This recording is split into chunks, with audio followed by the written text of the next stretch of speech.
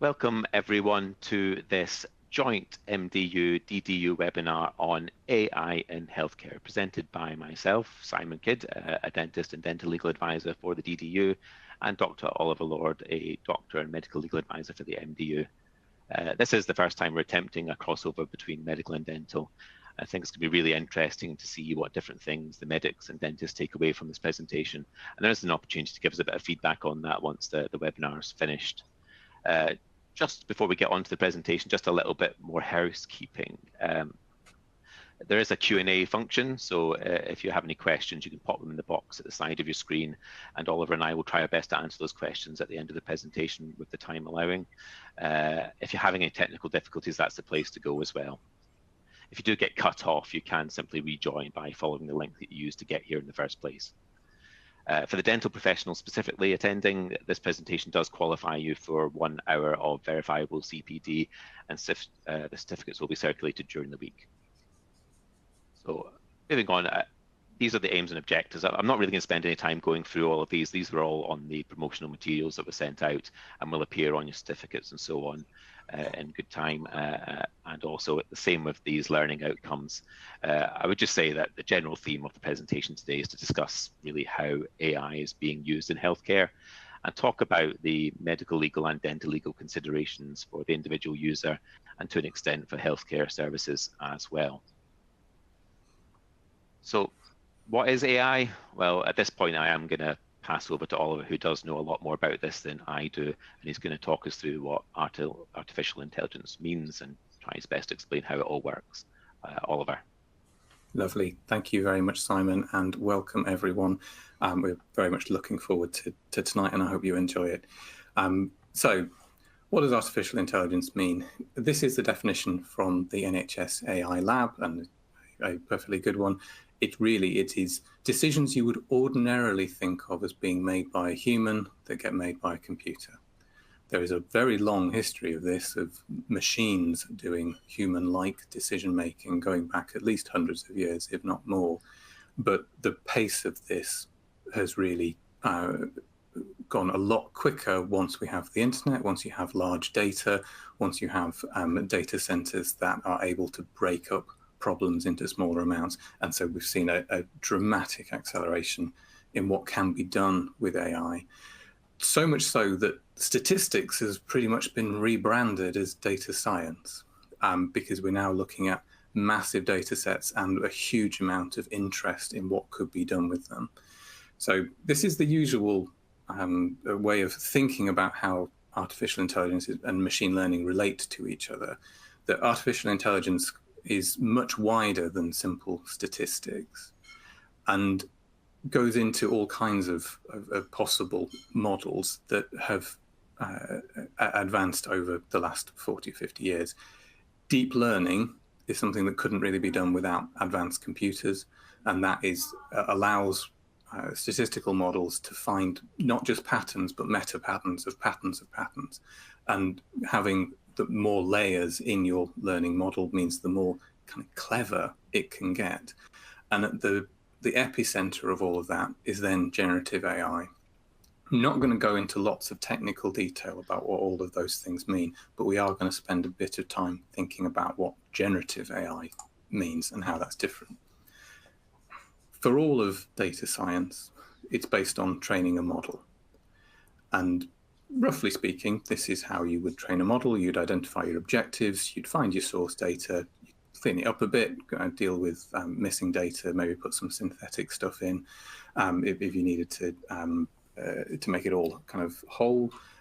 You'd choose your design, you split it into training and test data, and then work out your metrics afterwards and see if it worked or not. Within all of that, by far the most important thing is your source data. And if the model just simply doesn't work, then fair enough. But if your source data is wrong, your model may well work, it may well give you answers, but the source data is going to mean that those are biased in some way.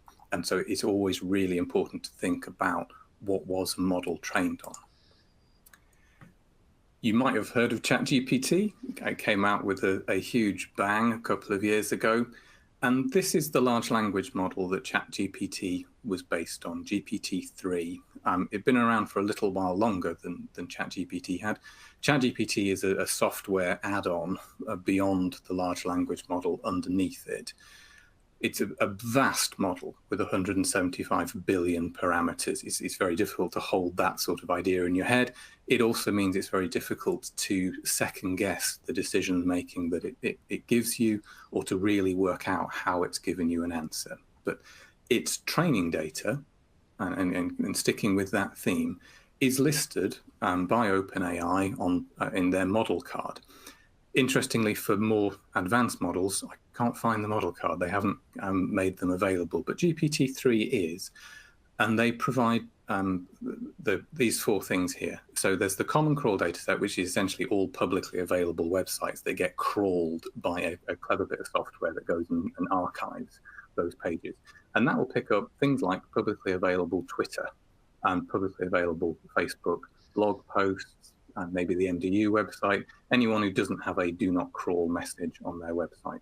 So an immense data set built by people, and some of it very sensible, some of it maybe not quite so sensible.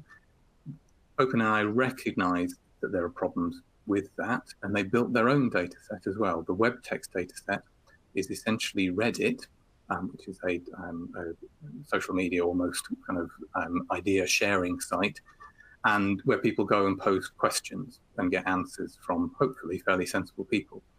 So they took all of what's on Reddit and all of the outgoing links and all of the websites that people posted to. A relatively clever idea for getting kind of sensible answers to questions. They then also took two whole libraries of free books from the internet. And that is a vast amount of literature and English language Wikipedia. So why am I going through with this?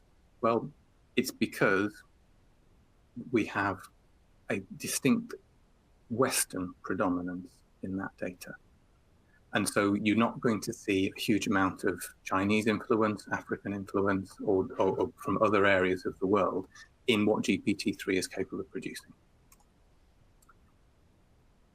Moving on to how you use generative AI, it's based on prompts. And you will put in a user prompt, which if you've ever used anything like ChatGPT, you put in something like, please draft me a patient information leaflet that explains the management of type 2 diabetes, press go, and it comes out with all the data for you. In the background, there's also a system prompt, which I don't know what it is for ChatGPT because they won't make it public, but if you're designing your own, you might make a system prompt like this to say that you're an expert researcher, you provide detailed evidence-based responses, and the model will then respond on the basis of both of those prompts. In the background, it joins both of those things together, along with any other chat history, and it's simply sticking together these bits of text and then sending all of that into the model. The model splits it into something called tokens, which are about sort of 3/4 of a word, and then uses a dictionary to convert those token numbers into something called semantic vectors, which are massive bits of data. They're sort of 1,000 rows and 1,000 columns of a vector for each and every token that conveys its meaning. How that works is beyond today. I'm more than happy to discuss that with anyone later who wants to go through that. It's very interesting, but essentially it makes very complicated maths off the back of this, and then throws it all into an algorithm that then returns the probability of the most likely next word in the sequence. And then it does it all again. So to give an example of that, this is from Hamlet. So give every man thy ear, but few thy voice. Take each man's censure, but reserve thy. If you just put that into a large language model, so not necessarily ChatGPT, but into a large language model, it will predict the next token in the sequence and the one after that, which, because it is trained on two huge libraries of English language books that contain the complete works of Shakespeare, probably 20 times over, contains critiques of it, parodies of it, all kinds of repetition of this phrase, that pattern is ingrained. And so it is extremely likely to come out from that with the word judgment, because that's the next word in the play. It isn't thinking what should come next. It isn't thinking what would be interesting, what would be entertaining, what would be clever, what is the kind of metaphysical kind of thought behind this, what is kind of ethically correct. It is just thinking from the patterns I've been taught, what is the most likely next thing, and hence it is predictable in this area. If you actually put this into ChatGPT, you get an output that is, it looks like you're quoting Shakespeare. I think what you're meaning is this verse, and it will give you a top and tail to it, because that's what comes with a system prompt. But at its heart, generative AI predicts the next token in a sequence. It gives you the next word recurrently. It doesn't think, doesn't necessarily look stuff up. It doesn't know everything. It predicts the next word in the sequence based on its training data. Okay. You can improve on that with something called reinforcement learning. That's done by OpenAI and the like at source, where they look at the output, they think that actually it could be a bit better, they change the weights in it, they fiddle with the algorithm in order to make it better. They can train specific expert heads so that they can give particularly a computer programming head. It is within OpenAI. They don't have particular medical or legal heads because actually they want to stay well away from medicine and law. OpenAI are currently being sued in relation to healthcare advice that has been given accidentally by ChatGPT, and so they are very keen to step away from it. Then, as an individual, you can do something called prompt engineering, which is within the prompt that you put in, you can say things that make it give you a better answer. And some of these are very simple, putting in things like think step by step, telling the model explicitly to think step by step actually gives you a more reasoned and sensible answer than if you don't put those words in. And there's all kinds of tricks like that in prompt engineering. You can have a system that is designed with retrieval augmented generation. And that means you give it a library of documents you actually know are right. So you might have got permission to use nice guidance or permission to use GMC guidance or similar, and then you can put it in that library and ask the question of just that guidance that you know is right, instead of the GPT's original training data, which would include kind of everything Donald Trump said in 2019. And so you can have much more sensible answers and often referenced to those documents using RAG. You can fine-tune models, but that's very expensive and a big thing to do. And then you might have heard of agents.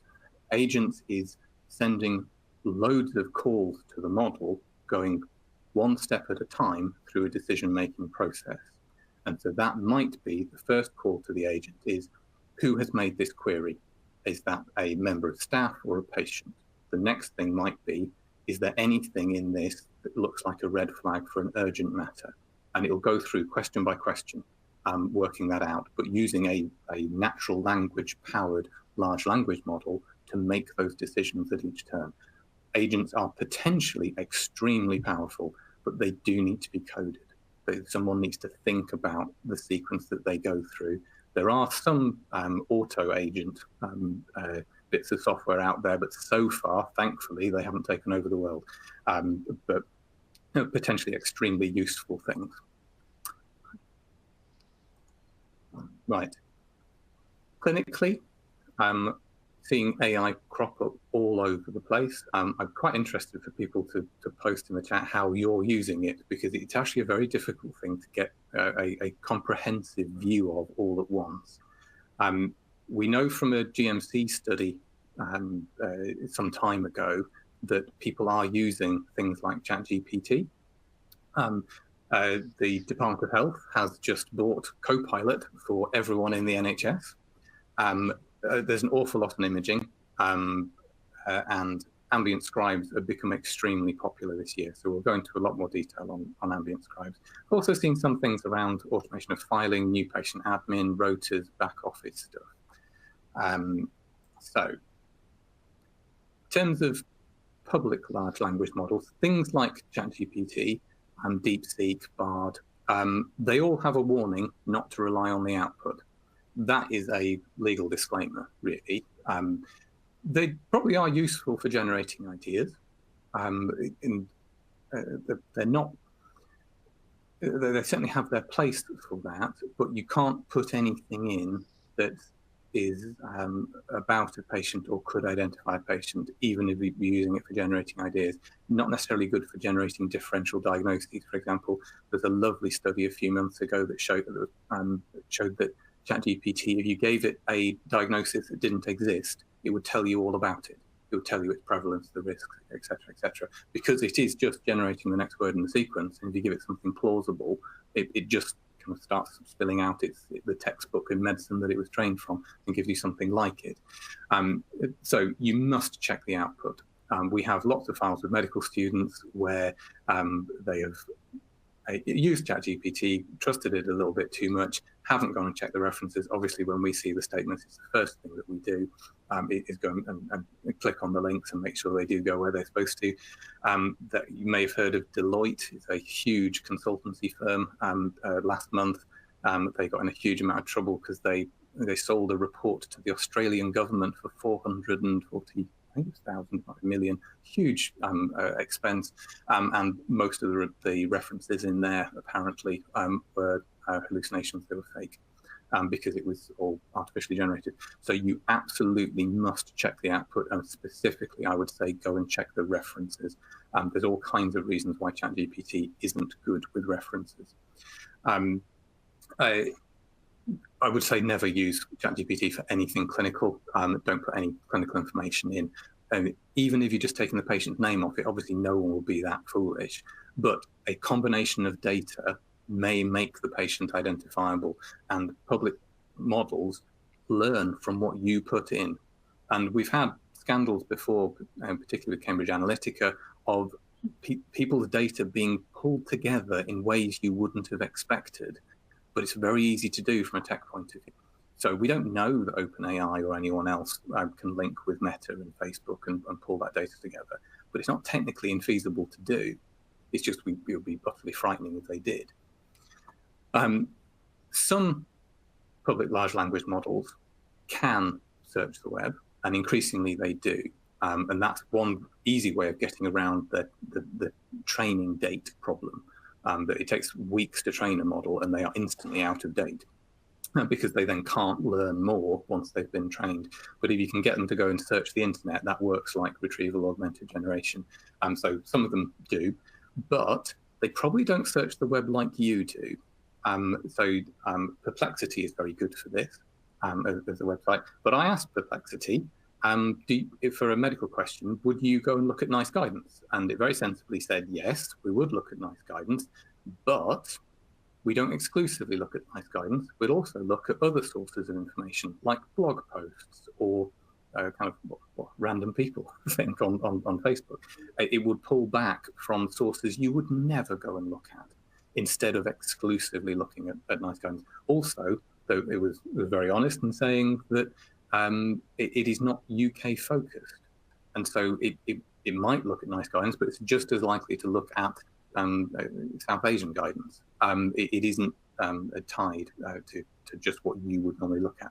And specifically with PubMed, I think there is a real danger in assuming it can read the papers. In general, it looks at the abstract. And now it's not a bad thing to do to get a general idea about how something works. But if the paper is behind a paywall, of course Perplexity can't get to it, ChatGPT can't get to it. It is not all knowing. It has to be able to see the data in order to use it. So there'll be very few academic articles in its training data.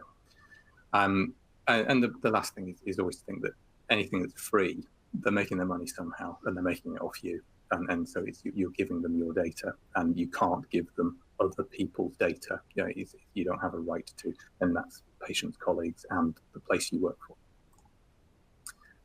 Okay. Everyone in the NHS is getting access to Copilot.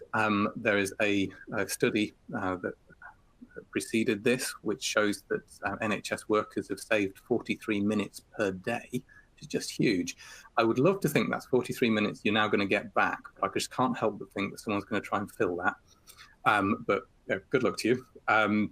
But equally, Copilot takes away 43 minutes of boring stuff, I would hope. It is good at summarizing meetings, creating actions, creating minutes from those meetings, which is a It's not an enjoyable bit of anyone's job. But also it's good. It is essentially a ChatGPT-like model that sits within Microsoft Office. So within Microsoft Word, you can pretty much use something that is like ChatGPT, but because it's within a private network, you're not using an open public large language model, which is lovely. So for your brainstorming of ideas, please do it within Microsoft Word, not within ChatGPT, because all of those dangers about who is watching you, what's being taken without your consent, those problems don't apply if you're using it on your work Microsoft Word account using Microsoft Copilot. It is the same model underlying it. They're generally the latest model from OpenAI, so it'll be GPT-5 at the moment. So yeah, do have a go with it, do have a play around with it. It's not going to be a panacea. It won't work for everybody, but for the people it does work for, there are potentially massive time savings. Right. I've said quite a lot about AI in general, and over to Simon.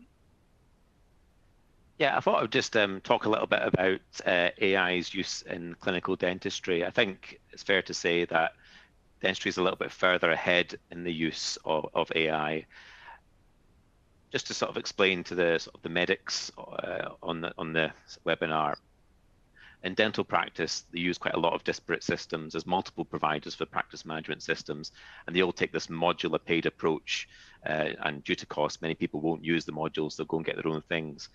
But all these systems are starting to incorporate AI and starting to link together a little bit more for both clinical and non-clinical purposes. And some of the clinical purposes, that are most commonly used, certainly record keeping, and I'm going to talk about ambient scribes in a little bit more detail in a moment. But we're also seeing it obviously being used a lot more in imaging, and in dentistry that means assessing radiographs, surgical planning, and we'll talk about a bit more about that in a second. And just as an interesting toy, dental practices now about up to 50% apparently are using intraoral scanners rather than those messy putty impressions that you might be used to.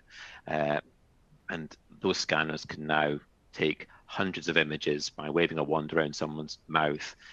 Those images are stitched together in real time to create a very accurate 3D model of someone's teeth and mouth.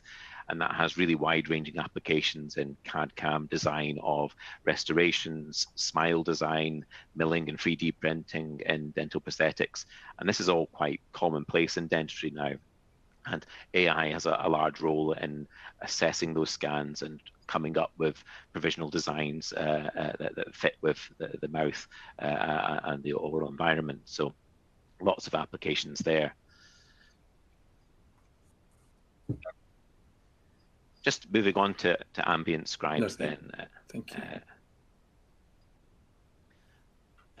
But they are increasingly being used for capturing a note of patient consultations, both in medicine and dentistry. And really what we mean by ambient scribes is that there's a recording device in the corner of the room usually, which is listening to your consultations, creating a transcript of everything that's been said during that consultation. And then it creates a situation-specific template summary. In dentistry, that would be, for example, for a checkup, the software framing the summary in a format that's compliant with professional standards, but also adapted to an individual user's style. And I think that's very much the same in GP practice. It will pick up what you're doing and develop a summary that sort of fits with the procedure or the consultation style that you're doing. In terms of data retention, therefore, obviously this generates a lot of data and information.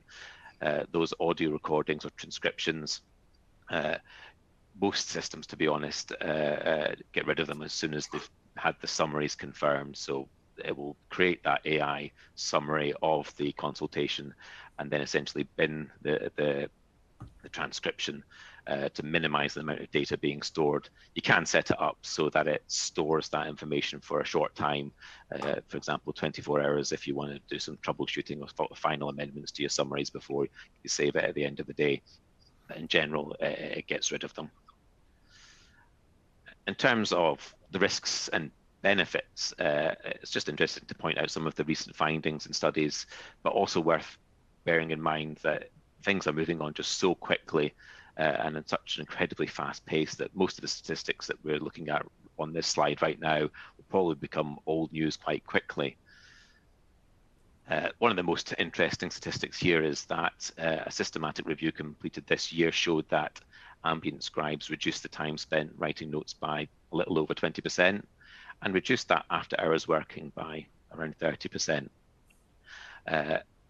Other much older studies have showed that some of that time is negated by the actual process of editing that summary, but I think that because AI is moving on so fast, those older studies are a little bit irrelevant now. And I think if they were to sort of look at the systems now where that accuracy is much greater, much less time will be spent going back over all that.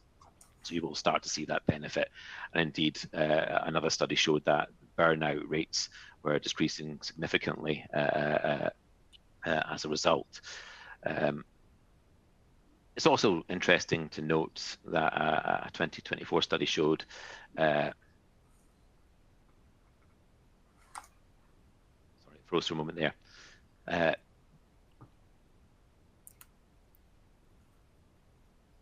Apologies, something. Sorry, you're freezing. I take over. So there's a obviously we worry about the impact on medical and staff in the NHS, and burnout is huge. And so anything that can be done to improve burnout obviously would be great.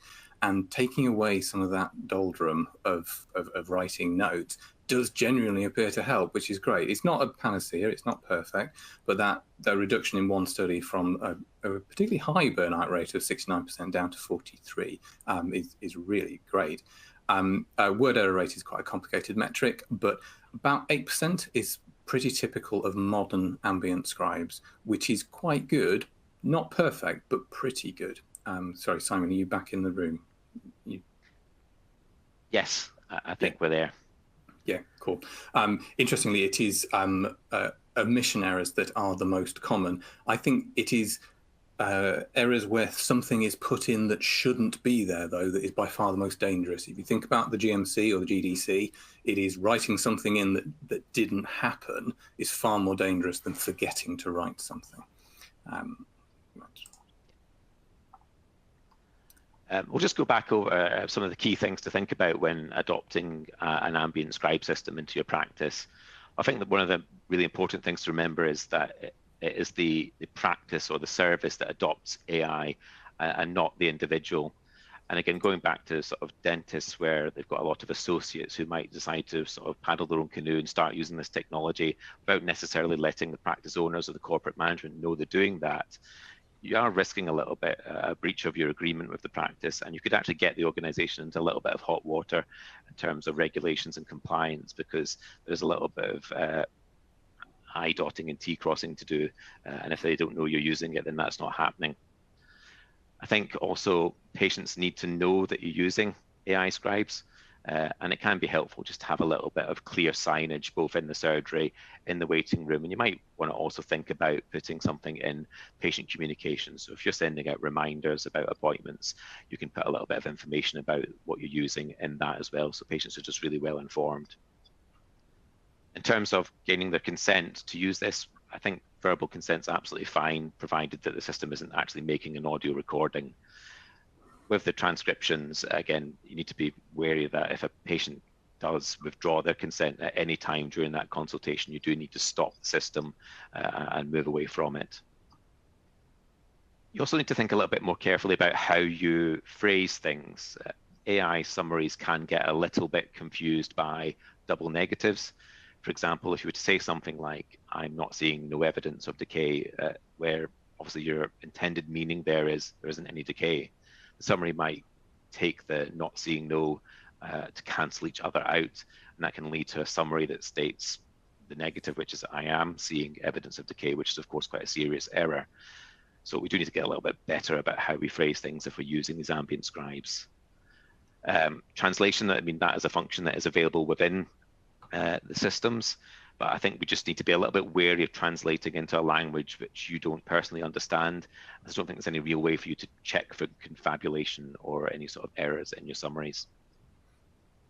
It's also important to let the patient know what you're doing when you're actually speaking out loud what you're seeing. You know, if you are saying out loud what you're seeing as you're examining a patient, and the patients aren't used to you doing that, you might think things are a little bit weird. So just let the patient know that, you know, I will be sort of speaking for the benefit of the recording device, so that they won't quite think that you're talking to them all the time. And finally, and most importantly, when you generate the summary, it can be a little bit helpful to recap the history and the plan with the patient, but it's absolutely essential that you spend time correcting the note.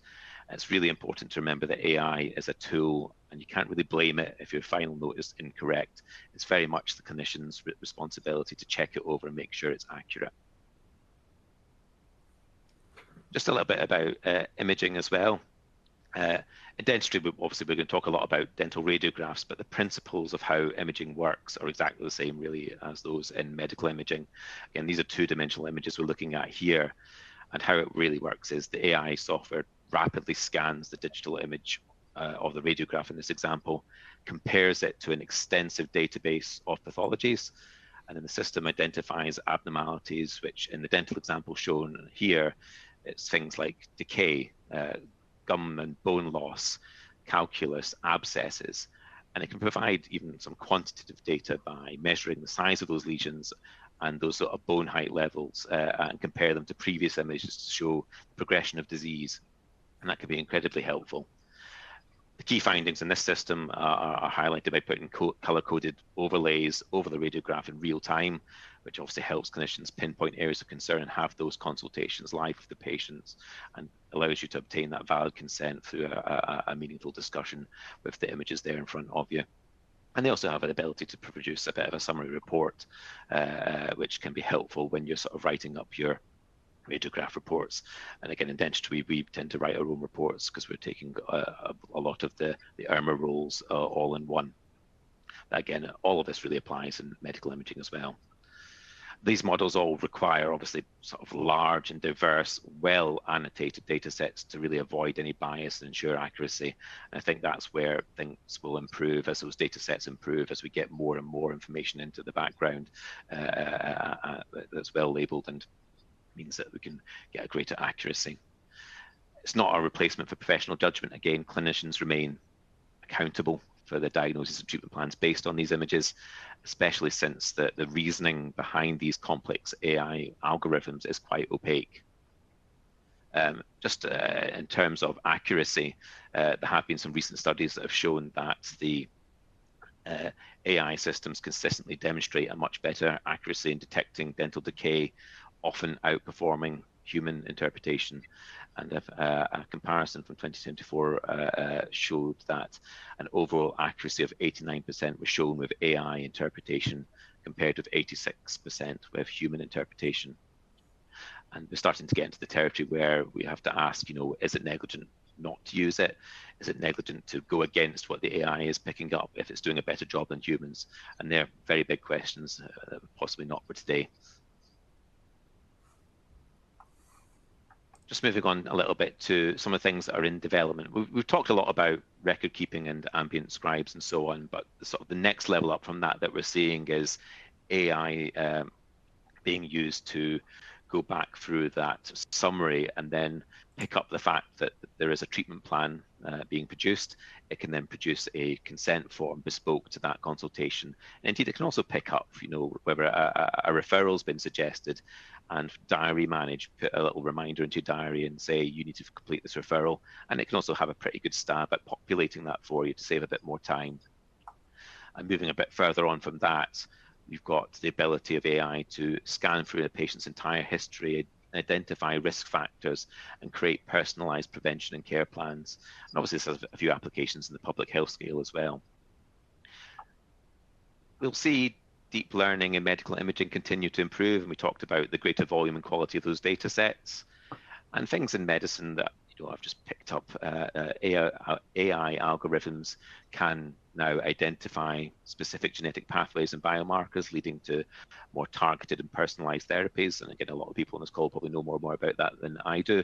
And similarly, the AI use in wearable devices and smart sensors combined with AI can enable some remote monitoring of patients with chronic conditions, allowing for that sort of real-time data analysis and quicker responses to any anomalies that are picked up.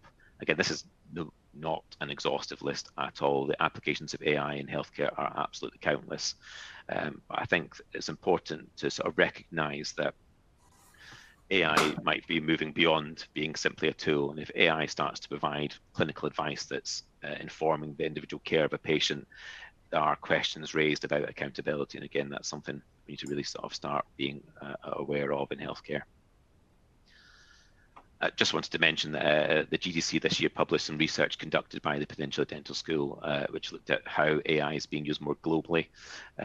One of the interesting ones was in robotics, where it's being used to guide implant placement in the jaw. Some really interesting stuff going on there. A lot of deep learning for remote monitoring. There's applications where you can wave your iPhone around your mouth a little bit, and that can be sent onto an AI system to detect anomalies that might be decay and trigger a referral to your dental professional for further investigations. There's also some supervised machine learning with applications in pediatric dentistry where it can predict and identify risk factors for early childhood decay. So lots of interesting stuff going on in the background, but all of these studies have big caveats, and they all identify the fact that there are really significant gaps in the evidence relating to best practice guidelines, trials, and the ethical considerations, data protection, and the impacts on equality, diversity, and inclusion. So lots of gaps that needs to be filled before this becomes sort of common practice. Just lastly, on sort of uses, I'm just going to talk a little bit about some of the non-clinical reasons or uses of AI. I think one of the big ones for everyone on this webinar is the ability for AI to help with your scheduling. It can scan through your diaries, historical data, the practitioner's availability, the complexity of the treatment, the resources that are required for that treatment, and then suggest optimal appointment lengths. It can also do some gap filling and maximize surgery and chair time, increasing capacity in services. So it can also handle things like appointment confirmations. It can also manage wait lists by sending messages to patients who are waiting, saying a space has just popped up. Do you want it? And again, that can have some real-time improvements in sort of gap filling and waiting list management. So I'm moving on to education. There's loads and loads of applications, and again, there's quite a few people on this webinar who will probably use it more than what I'm setting out here. But one of the more interesting ones I've seen more recently is the use of VR haptics that are AI-driven in dental schools. In fact, a lot of the dental students now perform their first filling in a VR environment, which is there to sort of enhance that realism with immediate feedback through the haptics and creates a very personalized learning experience. So really interesting stuff going on there. In terms of research, you'll all know that AI is able to analyze vast volumes of data, identifying patterns and trends that might not otherwise be picked up. In academia, largely it's being used at the moment to identify plagiarism through platforms like Turnitin, or indeed look for the possible use of AI itself in academic work.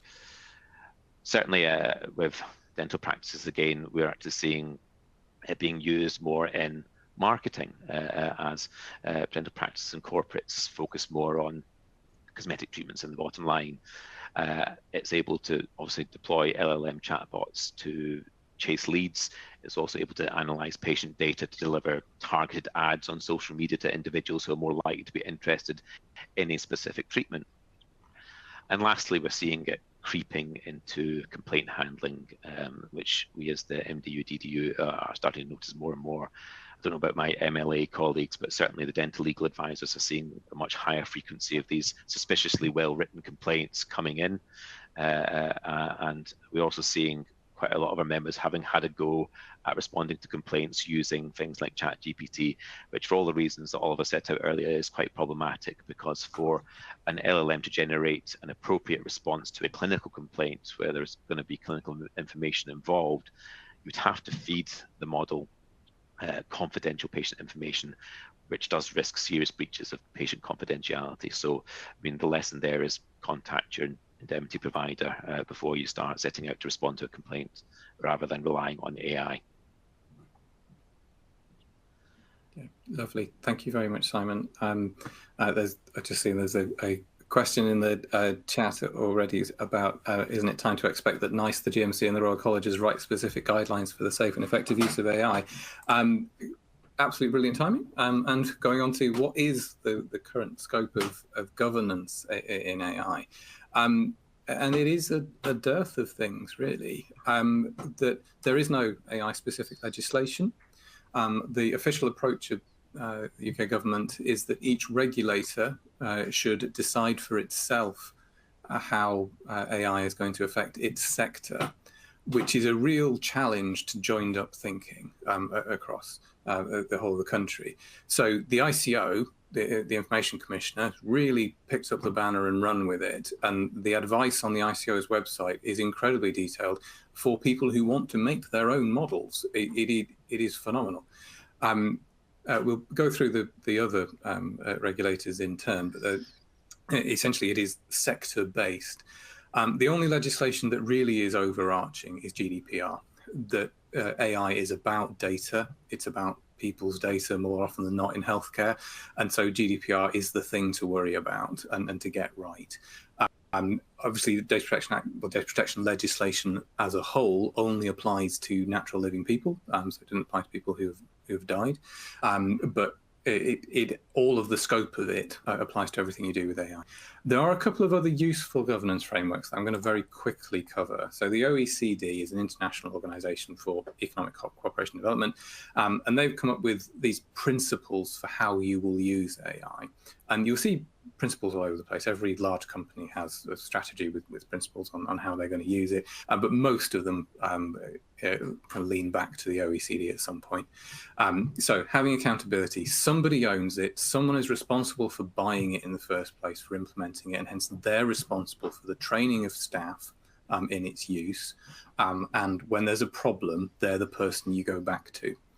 So it can't just be that the organization suddenly has an ambient scribe. Somebody needs to own it. It needs to work, so it needs to be robust. It has to work under multiple conditions in different environments and still produce a safe output. The output needs to be safe. It shouldn't be advising people to do things that are outright dangerous, but also it should be secure in an IT sense, that it shouldn't be hackable. They go further into sociological impact of AI, which is really important. AI has the potential to be a phenomenal leveler of bringing all people in the world to a similar level of opportunity and education. That really isn't how it's working out, but you have to actively try to be inclusive with it and to support people's well-being. It is a phenomenal tool to do harm if not used correctly.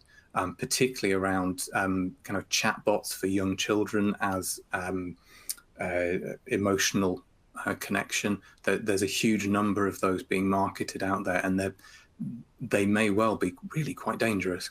But the evidence really isn't there yet. It's like social media all over again, but they're being released without properly considering the impact. In terms of sustainability, the environmental impact of AI is huge.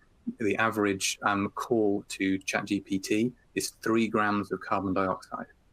So if you have a multi-step conversation with ChatGPT, it's 3 grams every time you say it, and it gets bigger the longer the chat is. To such an extent that Sam Altman, the CEO of OpenAI, said, please stop saying thank you, because that sends all of that text back into the model again. It burns more CO2, uses up more water wherever it is, and it has an environmental impact. So yeah, don't say thank you to ChatGPT. And also, human rights and democratic values. You can use AI to produce fake news at scale and undermine elections. So having a process around it, having guardrails built into it is really important. And then finally, transparency and explainability, which I will come to in one of my upcoming slides. The EU take an entirely different approach. Why am I talking about EU after Brexit? Well, unfortunately, if any of your patients happen to be in Paris when they're phoning you, the EU AI Act applies to the entirety of your hospital or practice. That is how the EU AI Act is written. Its scope is it applies to any person located in the EU at the time. Now, you shouldn't really be providing medical or dental care to somebody who's not in the UK, because you also need to be registered in the country where the person is to provide them with care. But you don't always know. And so this potentially is something that UK health organisations should be thinking about, compliance with the EU AI Act. It is a lot of vowels together, it's quite hard to say. But it is also a very helpful system. It is very sensible. Essentially, if something is very low risk, they don't care what you do. It is, if something is designed to manipulate society, then it's prohibited. And then in the middle, we have limited risk, which is just things that where the user just needs to be aware that they're using an AI system and that the users get training. For things that affect people's enjoyment of essential private services, and that is things like access to healthcare, whether they are entitled to a referral to secondary care, for example. So most of healthcare would come under high risk. And that means you need to have the things in that bullet point there. So a risk management system, a governance system, yada, yada. So it puts in a set of guardrails and safety nets for things that need a safety net, and lets other things go relatively easily, but also prohibits things that really shouldn't be done for the good of society. So if you are responsible for governance in your organization, you probably need to get your head around the EU AI Act.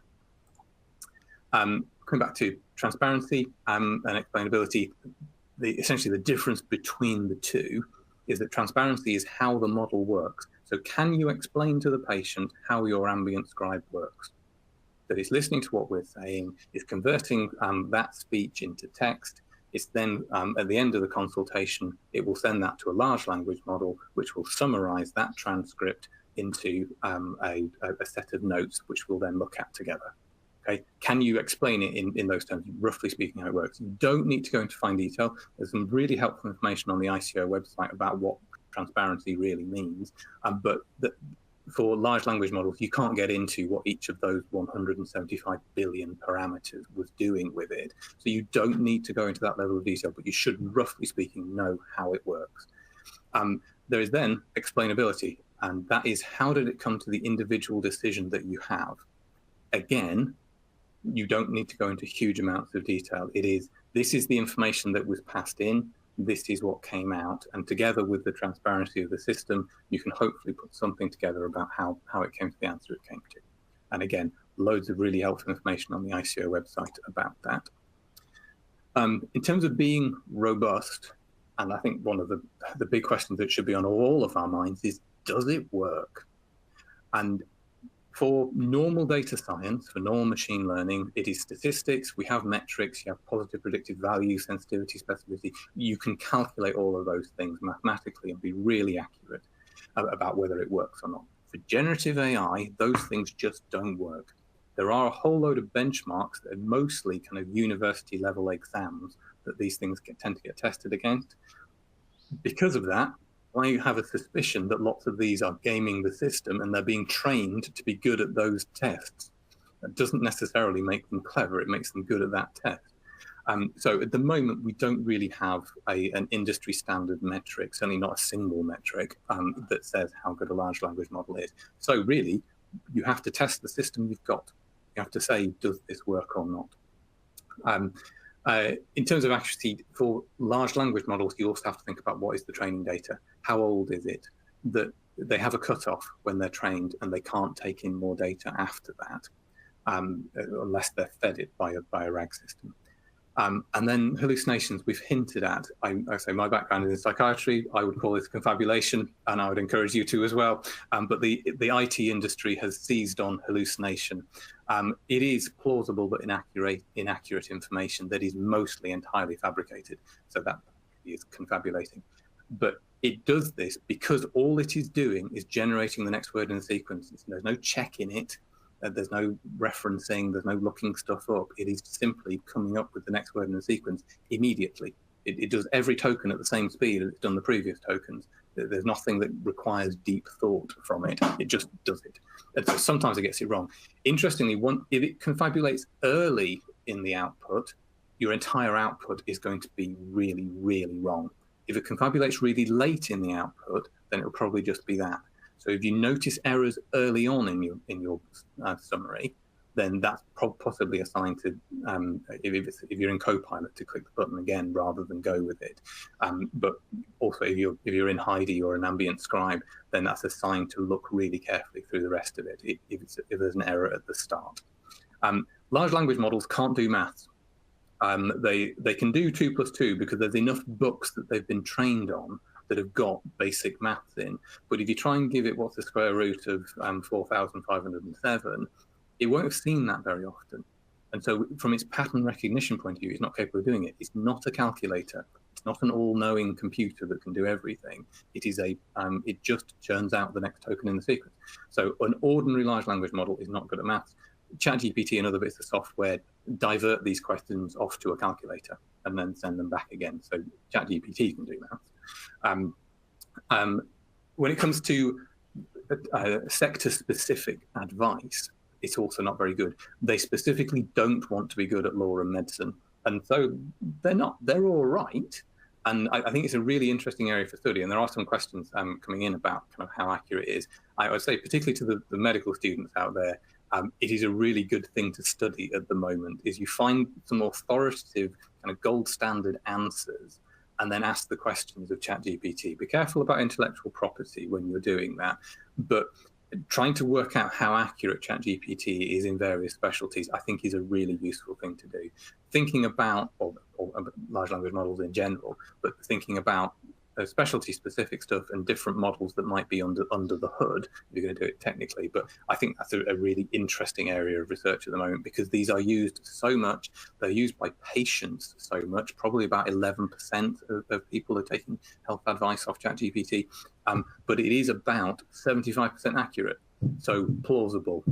And then people go with it and then don't come and see you. Right.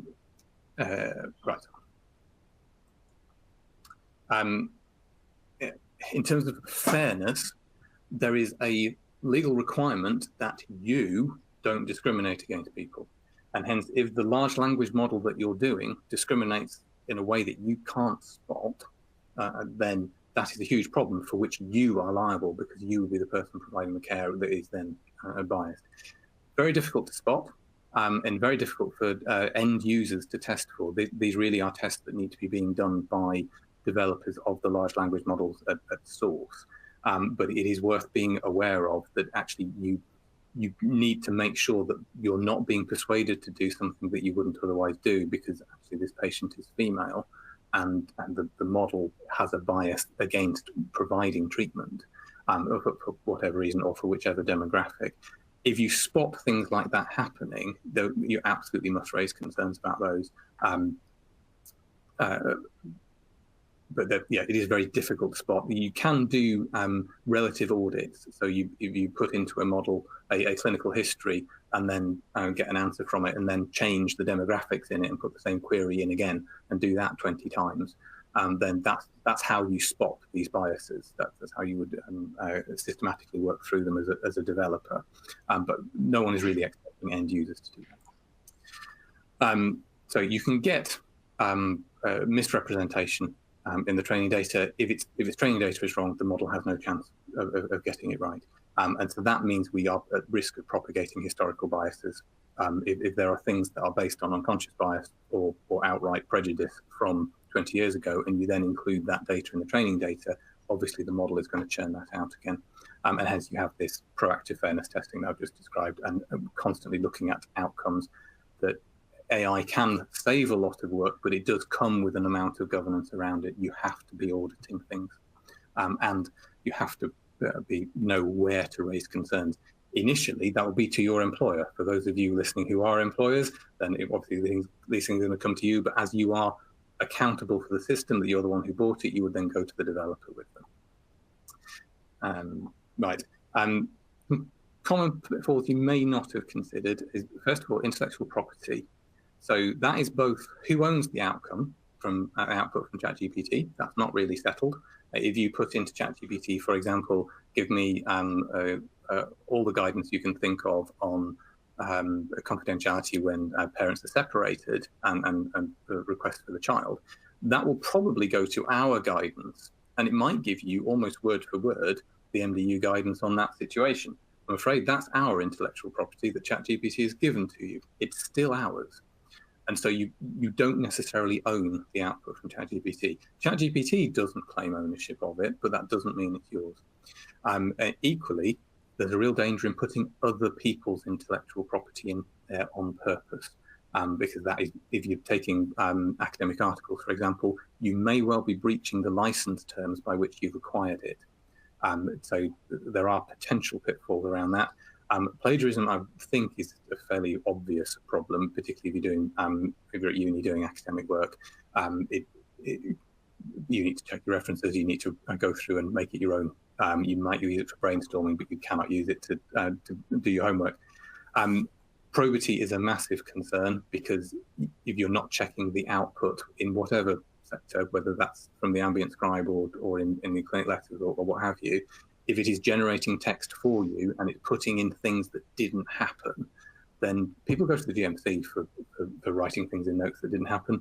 Increasingly, patients do check, they all have access to it, and they do check the note, and so they will raise it very quickly. My advice there is really that if you're using an ambient scribe in particular, show them the screen, show them what it's come out with, use that as an opportunity to recap the consultation. So just to quickly recap, you told me this, this, and this, and the plan is to do these things. Happy with that? Great, press go.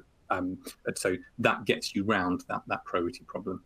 And last of all on here, I've got anthropomorphism, which is people treating the AI like it's real, live thing, and with feelings. And there is an amount of kind of emotional attachment that people can get to AI models, but also mistakenly thinking that it thinks about things, or that it has ethical values, and so on. Right, we then have various levels of kind of how involved humans would be in it. In general, for medicine, humans are in control. So you don't want to have autonomous practice where it is about patients. There are levels in the middle of kind of stages of that, but in general, for healthcare, really, we just want human in control. Advice is given to the human, you say yes or no to it, and then it goes away.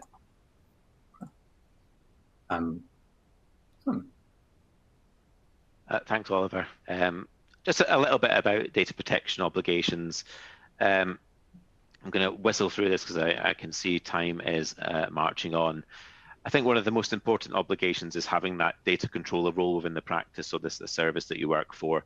That person is ultimately responsible for the decisions and processing of patient information in the practice or the service.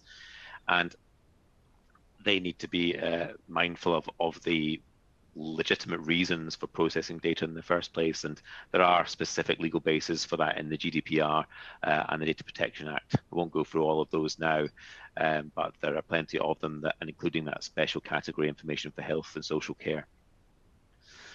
You do need to have a public-facing privacy statement, and that should set out what and how you will use that patient's data. And if it isn't included in that privacy notice, you do need to get patients specific consent to use it in a different way that's not set out. They also have responsibility for setting policy within the practice, and also they do have to deal with those data breaches under the GDPR as well. They also have to think about carrying out data protection impact assessments, and that's sort of relates to any type of processing that's likely to result in a high risk to the rights and freedoms of natural persons. I think basically any use of AI would probably fall within that category. So a DPIA for AI systems would probably be necessary in all counts. They also have to deal with SARs and requests for correction or erasure of data. And in terms of AI, for example, when using ambient scribes, the question of what data is disclosable comes up. And if you've actually stored that audio or that transcription in the patient record, then that becomes disclosable as part of an SAR. So again, you need to think about whether it's actually worth hanging on to all that information. Automated decision making, again, that's more about AI analyzing vast amounts of data and making decisions or recommendations with or without human oversight. The issue there is, of course, the without, and That's where you do need to let patients know exactly what you're doing.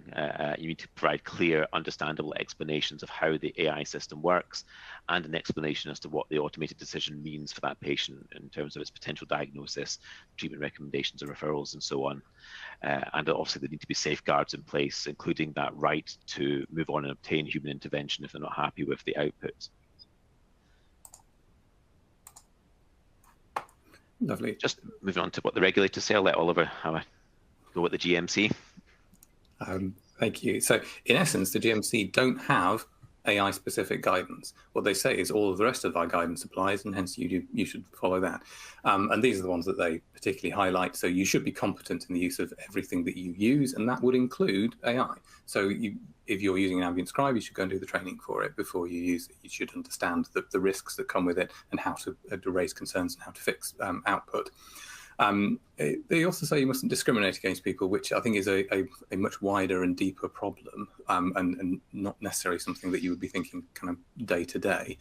You need to be keeping accurate records, etc. I think the most important thing is that if you think that the AI is making an error, that you raise concerns about it. If the output from a system is just clearly wrong, you don't just say, oh well, we'll just correct that and move on. You flag that somehow. And whether you do that internally or externally probably depends on processes you have locally, but you don't just say, oh well, and leave it. If you're getting dangerous output in a system that's been adopted, that needs to be flagged with someone. In terms of consent, these are the principles of consent. It's about the sharing of information and coming to an informed decision about it. For an audio recording, you would need written consent potentially, but most ambient scribes, certainly the ones I know of, don't audio record. They stream, so they take an audio input and immediately turn it to text. And then that's just like having a house officer walking behind you writing everything down. So you don't need written consent for that. There's been a few questions in the chat about whether you really need verbal consent for it. I would say at the moment, yes, because it's new and it's a surprise. And we don't want patients saying that they're surprised by your use of it. Because that immediately were to happen, and hence to say this is what we're using, I think is appropriate. As time goes by, that may become less important. That once everyone is using these and everyone's comfortable with it, then it might not be a conversation every time. But just like with any consent discussion, the more information you can have in the journey up to your door, the better. So it doesn't have. So hopefully, it won't be a kind of 2-minute discussion with every patient. It will be you've got posters in the waiting room that they've seen, and they've seen you before. You've had the discussion before, so it should just get quicker and quicker over time. Simon, what does the GDC say? I think there'll be no surprise that the GDC standards for the dental team very closely resembles the GMC standards. Most of these are almost a direct repeat of everything you showed from the GDC, the GMC standards, and indeed the ethical principles of consent are the same as is the legal standard as developed in case law. So all the ethical standards really do apply in much the same way. Just looking at some of the other regulators quickly. There have been some questions about the MHRA in the Q&A box. Because they regulate medical devices, which includes software that assists with diagnosis and monitoring, AI systems themselves obviously are regulated by the MHRA when they undertake these activities. It's really something for the vendors themselves to concern themselves with, but the important point for us as users is to satisfy ourselves that the application we're using is UKCA marked, or if they're a bit older, maybe they might be CE marked from the European days. CQC, again, the CQC registration of individual applications is again a sort of matter for the vendors themselves, but if it's providing healthcare, that the AI application is actually doing the healthcare, it does need to be registered. You'll see a list of things that the GP Mythbuster describes as things that the inspector might look for if carrying out an inspection of a service. This really closely resembles that stuff that's in the NHS toolkit. If you're an NHS provider, you will already be doing most of these things in relation to AI to meet those criteria. If you're a private provider, obviously the CQC inspection will still apply to you, so you do need to be on top of these things for the purposes of an inspection. And there's that expectation that someone in the practice or the service will hold these key responsibilities like the CSO, the Chief Security Officer, and the digital lead for AI technology related to that clinical governance. And anyone who holds these key roles really does need to have completed relevant training. And Oliver's already mentioned the ICO, and they do really have detailed guidance on data protection and AI, and it's worth having a little look at all of that. But they also have some really helpful contact numbers. If you've got any queries, they are quite responsive and quite helpful. And if you obviously have had a data breach concern, that's where you would be going. I'm going to hand over to Oliver again for the last bit while I start collating some questions for the Q&A. So I'll pass over to you now, Oliver, and I'll start having a look at these. Lovely, thank you. We had quite a lot of questions about liability, probably not surprisingly. So in essence, there's nothing particularly different about AI as opposed to any other kind of claim that you might get. In the UK, there is no specific AI liability legislation. Again, in the EU, they're drafting it. It'll be around probably published next year. And they're taking a very different approach, putting a lot of pressure back onto the developers of AI. But that's for them, unfortunately. We don't get the benefit of that. So at the moment, if there's a claim, then the remedy for that claim would be in breach of contract or in negligence. If you think the AI has made a mistake, or if the patient thinks the AI has made a mistake, then because there's no specific scheme to go through, it would have to follow one of those processes. In terms of your indemnity for that, it is your indemnity for clinical care. As to whether that means that AI would in some way invalidate that, it's for ordinary NHS medical care, so primary care and secondary care in England and Wales, that would be through NHS resolution. For those of you who have your indemnity with us, obviously you can come and ask us. In general, we don't take a particularly harsh view on this. We expect you to comply with the relevant guidelines, but we're not experts at assessing whether AI is appropriate or not. So that's left to your clinical judgment. But there are relevant guidelines to follow, and so we would expect you to follow NHS England's guidance, for example, in adopting it.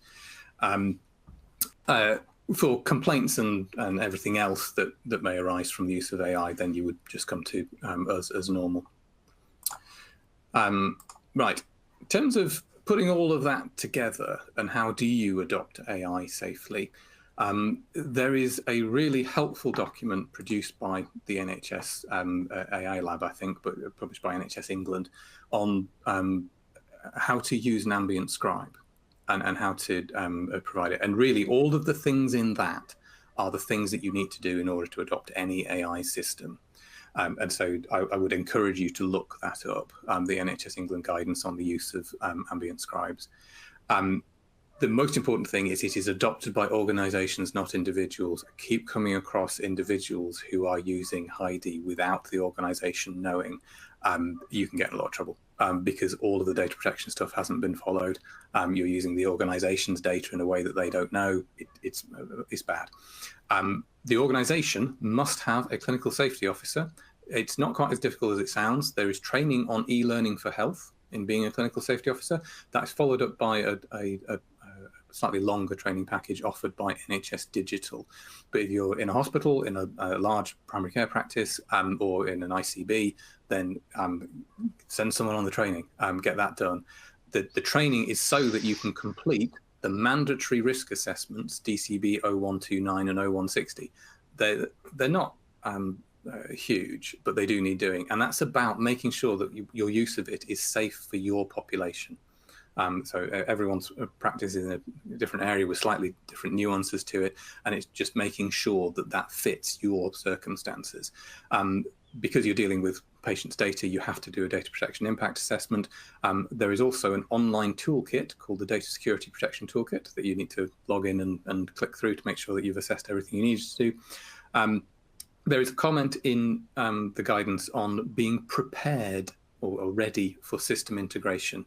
So when they wrote it, none of the ambient scribes could integrate with EMIS and System 1 or any of the other record systems. And I think really it was a placing a firework under them in order to cause that to happen, because the cutting and pasting of text across from an ambient scribe into the records obviously is faffy, and it's much better if you don't need to do that. Although it should cause you to stop and think about whether it's accurate. So swings and roundabouts. But eventually they will all integrate. I think it is coming relatively soon for Heidi. In terms of security, Cyber Essentials Plus is a government set framework for IT security that you don't need to understand, you just need to know that they've got it. It is fairly formulaic, but it involves external auditing. So you want to know that your AI provider is Cyber Essentials Plus certified in order to make sure that your kind of data supply chain is secure and you're not going to get hacked.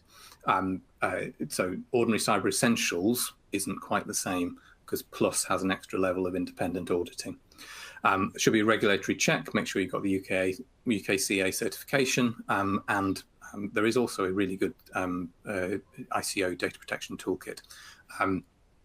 You would use your normal procurement framework, nothing different about this. You need to have a plan in place for monitoring and auditing for bias and accuracy, and you have to have user training. The provider is expecting you to ask for these things. So you don't have to invent all of this. You do need a clinical safety officer, and somebody's going to have to fill out those risk assessments. But these providers are selling you a product into a governed system where they themselves are regulated. So they know that you need to do this, and they are ready to answer those questions. So don't look at that and think, oh my goodness, that's too difficult. Call them and say, we're interested in this, but I know we've got to satisfy all of these requirements. Can you help me do that safely?